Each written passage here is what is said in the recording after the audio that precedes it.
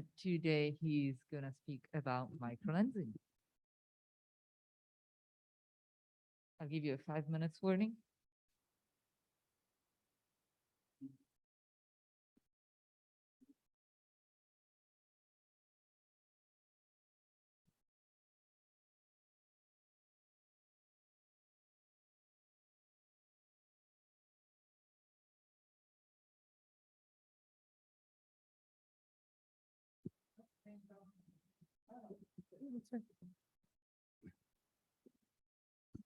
All right. Okay. Good morning, everybody. So today I will show you some old results and some prospects on with the Rubin LSST on the microlensing. So I will try to avoid to interfere with Sidiguet's with the previous talks. So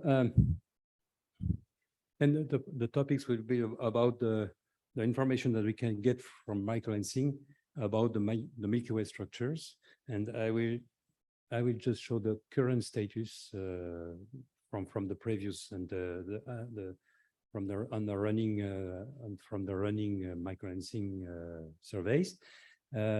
Say a few words about the main difficulties that we can have with the LSST survey, but which are the same difficulties that for all the surveys. And so I will show you some forecasts on the Rubin LSST and discuss a little bit the special case of the long timescale detection of events.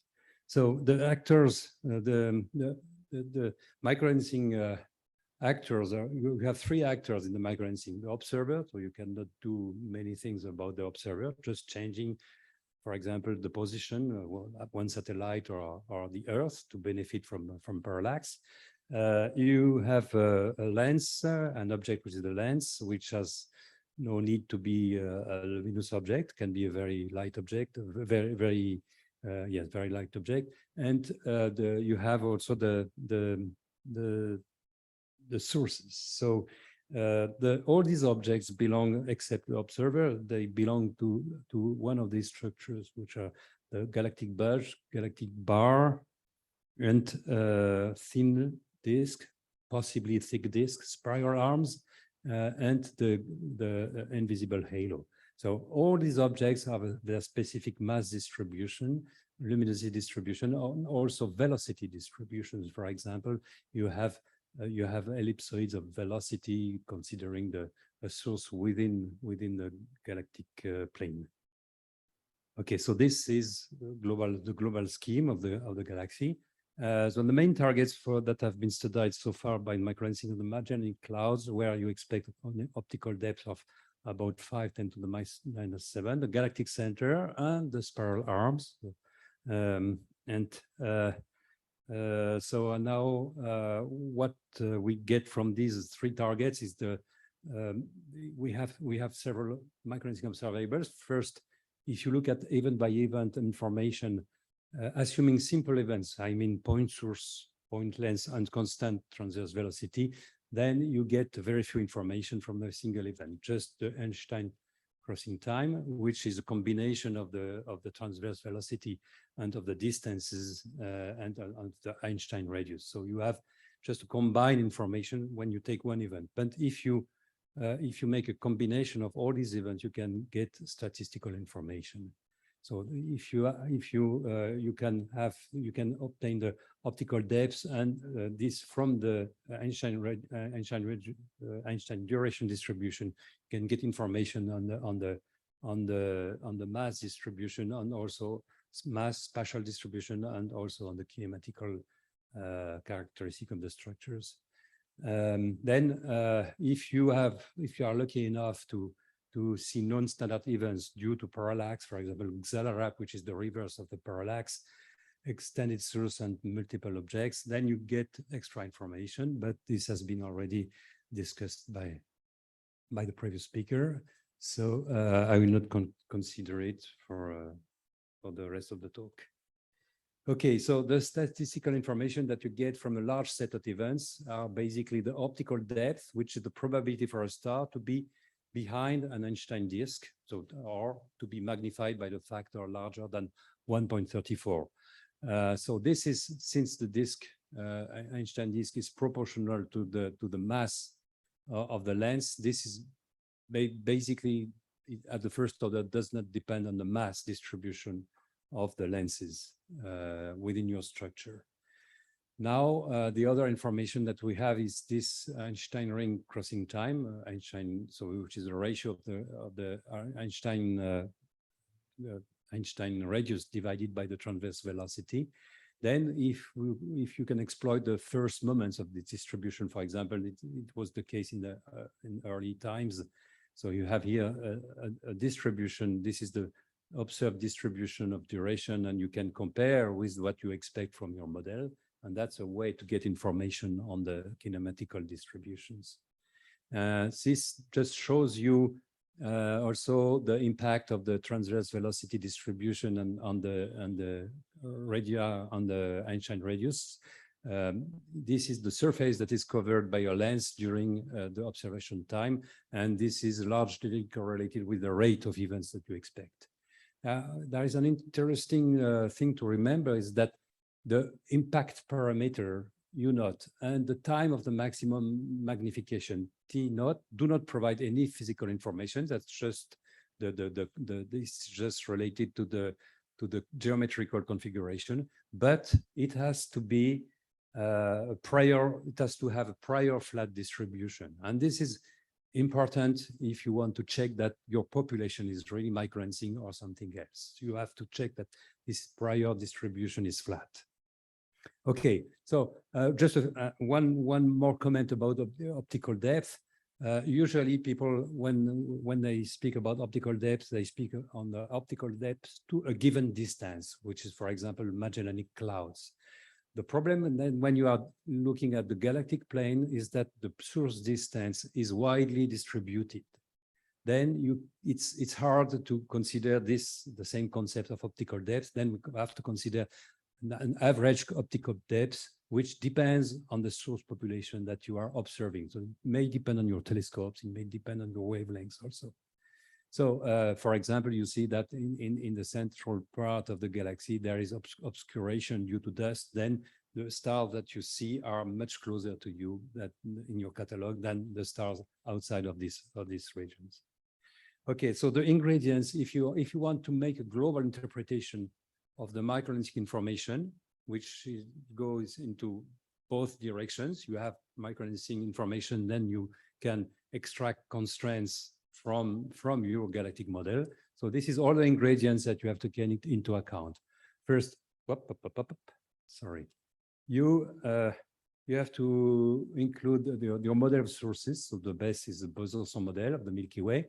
So you have the spatial distribution, you have the color luminosity distribution, and so that's the color luminosity distribution. And this is the map. You need the 3D map, not 2D, but 3D map of this extension to be able to recover the color, to predict your color magnitude diagram. Then if you are able to reproduce your observed color magnitude diagram, you can say, this is my population, and I have the distribution of distance of my population, and I can define the optical depth with respect to this population. So and now for the lenses, you need the galactic density models, and you also need the initial mass, the mass function, down to the lowest known masses, even for invisible objects that are not in your catalog. This is different. This is a lens mass population. Then with all these ingredients, you can infer the optical depth. And then if you add the dynamics of the sources and of the lenses, so you have to take into account the global disk rotation and the ellipsoidal distribution of the peculiar velocities. And for the halo, it's different. You have to consider Maxwellian velocity distribution. Then you extract from this the duration, the Einstein duration expected prior distribution. Again, it is prior distribution. So you have optical depths and prior distribution that are strongly connected with your galactic model. So because it's strongly connected, you can also infer strong constraint on the model. So now you have, obviously, it is one of the difficulties also for the microlensing. You have to need the best knowledge of your selection effects, which is the first effectively monitored field. Is it 1 square degree? Is it half is it 0.97 square degree? This is important. So you have to control your effective surface, useful surface. You need to know the stellar detection efficiency, photometric uncertainties, and also the microlensing efficiency, which is one of the critical aspects because of the blending problems. So I will not develop this, except if I have question for this part. So this is the map has been recently extended. LSST has the capability to observe between these two longitudes, the galactic longitude plus 40 degrees minus 100 degrees. Here you see the optical depth as a function of the position. As I mentioned before, if you look at the regions that are obscured, the optical depth you expect is much smaller because your catalog of source will be at closer distance. And this is the duration, distribution of the duration you expect. And this reflects the fact that when you are far from the galactic center, you are sensitive to the global rotation of the galaxy. Okay, so the galactic center science has now a long history. It started with the very first historical surveys. My God, it's already 30 years ago. Well, so I am probably one of the older in this room, one of the oldest in this room. So because the first results started in 1993, and in the years 2000, hundreds of events were already discovered in these regions. It has been continued with a great success with the Ogle and MOA also survey. I forgot to mention MOA. So with a rate of 2,000 events per year in a field of view of 3,000 square degrees. Now there's a new actor, which is ZTF, which in the Northern Hemisphere that already has published 60 events in the Northern Hemisphere. So the good news is that Rubin will continue as Ogle with a better sensitivity thanks to the better photometry. And we expect of the order of 10 to the 4 events during the Rubin survey.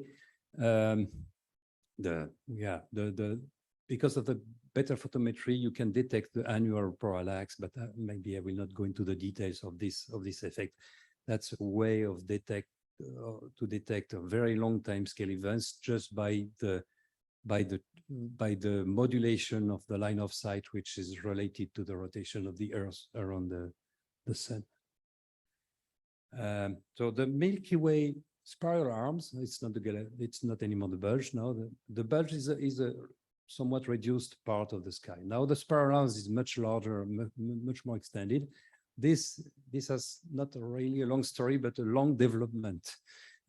Because it started with Eros experiment in the 2000s that published first results in 2001, then 2009 and 2017 on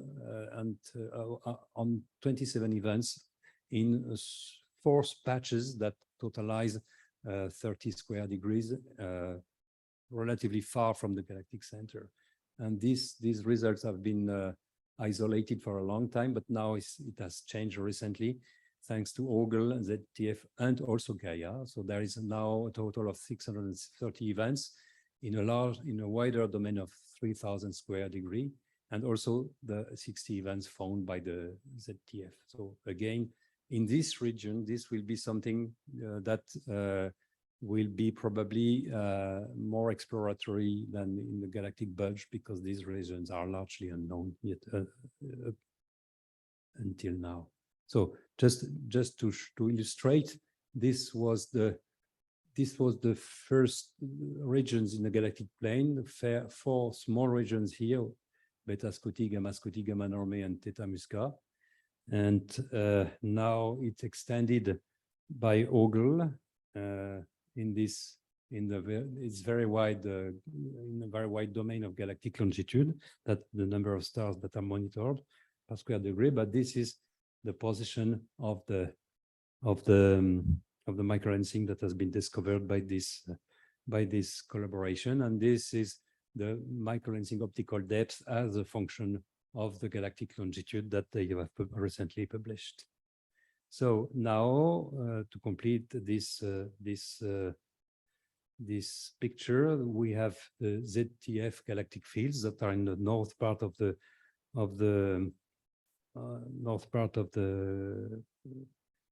galactic plane, and this, as you can see, that there is a nice complementarity between now the southern hemisphere, Auger southern hemisphere survey, and the ZTF northern hemisphere.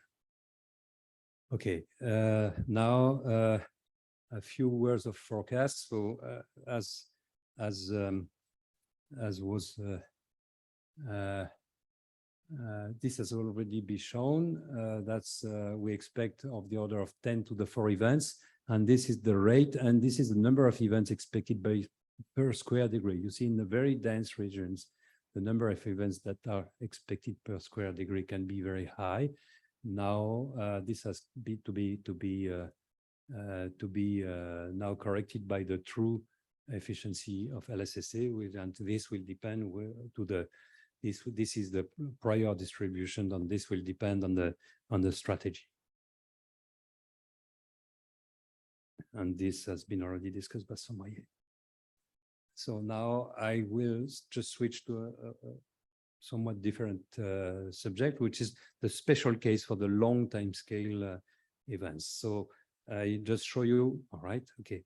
I just show you the heavy lenses produce very long duration events. So it can be of the order of 2 years for lenses of 100 solar mass.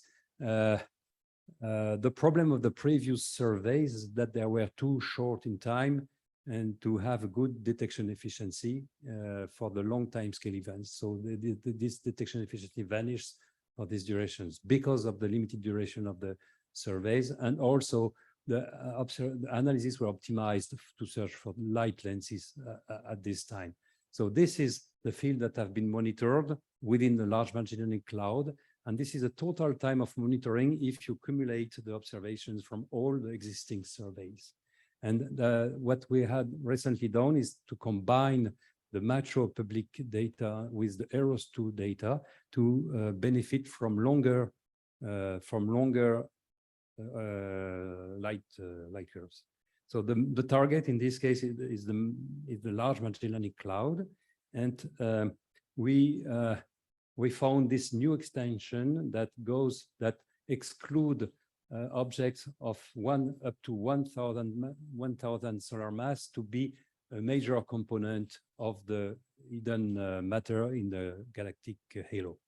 This just to show you this on the left, you see the simulated events that are recovered as a function of the time of the maximum of the event and Einstein duration.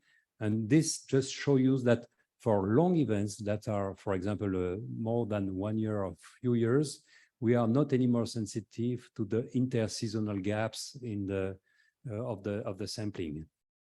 So this just to show you that just to illustrate the fact that the details of the sampling will not be as relevant as for the short time scale microlensing events.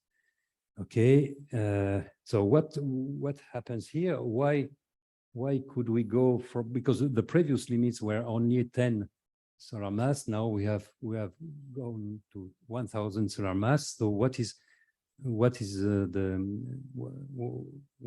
the origin of this spectacular improvement? Is just the fact that if you look at the efficiencies of the individual surveys of the order of 6 to 7 years, you see that they have a dramatic drop to events that last for 1 or 2 years. And if you combine the light curves, then you have to benefit from almost 11 years of duration for the light curves. And then you see that efficiency is much higher for the for the events, for the multi-year duration events. So that's the main point that allows us to gain this efficiency, to gain this number of events and this sensitivity to the very heavy objects from the galactic halo. So that's the same. It will be the same for the objects from the galactic plane. So Somaya already showed this this plot. Here I just highlighted in these 4 lines that correspond to long events, and just to show you, except from this line, from this column here, just to show you that there is a very low sensitivity of the microlensing efficiency when you are very low dependence on the strategy when you are looking for very long time scale events. As long as you have no gaps that are much larger than 1 year. And now the most important parameter for the long time scale events is just the total number of measurements, not their exact repartition distribution. Okay, then this is my last slide. This is another exclusion that is expected from after the 12 years of LSST. If you assume regarding the dark matter and connected to the long time scale microlensing searches, if you assume that you have no event from the dark matter, and if you account also for the expected baryonic microlensing due to standard objects in the disk, then which is a contribution that vanishes for very long objects. Then if you assume that you monitor 4 billion of sources, then with an efficiency, okay, which is improved through the parallelsing. I didn't mention it, but that's a way to improve the efficiency. Then this is, you look at the blue curve, this is the dark matter fraction that will be excluded as a function of the mass of the compact objects. So this is the projection for LSST. Now I skip this one. The conclusion is that we expect microlensing to be a very efficient tool to better understand the initial mass function, the spatial distribution, the kinematics of the galaxy. We should be able also to search for intermediate mass black holes to be a little bit higher than the limit that is now. Probably we could go to something like 5,000 solar masses, not very far beyond, because the event will be really rare if you go far in mass. And then the long-term perspectives with the Rubin observatories doing well. There is one aspect which, as the absorption map and extension model should be a product from LSST that should be also reused for the microlensing. Okay, I think everything, all the rest is already written. We will have at the end of LSST, we have up to 40 years for some specific regions that will be monitored by previous surveys also. That's Thank you very very much. interesting. Thank you. Let's thank Marc. And questions? I can warm them up, starting with the question, and I'm going to bring you back to the thing that you said you were not going to talk about. You said at some point that you were not going to mention the deep drilling fields, or No. So is there any value in the deep drilling fields? yeah, my talk is mainly focused on the statistical, on the mapping. So deep drilling field, probably Somaya is the best person to ask if you want details on this. But what specifically? I think I'm wondering if what do you have in mind? They're not galactic fields, but there are so many observations. Is there any hope that you can detect microlensing given the elevation of the fields on the galactic plane, or should we just not even worry about those? I'm very sorry, but I have difficulties to understand you with Should the mask. Because I'm not going to take it off, because then I'm going to pass the microphone around. But the elevation of they're above the galactic plane. They're all extragalactic fields, and so the event rate is going to be low. But there's so many observations. Is there any hope? You that we mean can- globular clusters? You mean other targets? Yeah, is than there, is galactic there plane? anything that might be relevant for microlensing in the current deep drilling field? In principle, yes. In principle, yes, you can extract information, but this, I don't know. Yeah, this, you have to add this in the plan, in the observation plan of microlensing. Okay, thank you. Any questions from? Oh, wow, now I think I just figured out how to use the microphone. Yeah. Okay. Lucas, you raised your hand. Do you want to ask a question or do you want to type it in chat and we can ask it on your, oh, you're the next speaker. No, so no. you be able to ask. If I may, if I'm heard, I wanted to ask a question, actually a comment to your question. The deep drilling fields are of potential because of the depth of them. You are seeing, you are still probing the halo, something what Marc actually emphasized what is important, but you're probing the halo in far away from the galactic plane, where the sources for microlensing could be, for example, distant galaxies or even quasars. So essentially the same experiment as Marc was describing can be done on these deep drilling fields. And I don't mention about this in my talk, and no one I think mentioned at all. So that's why I wanted to comment on this just very briefly. Thank you. Yes, the strategy would be very different also. Right. Many more observations and much denser strategy. Let's thank Marc one more time. And the next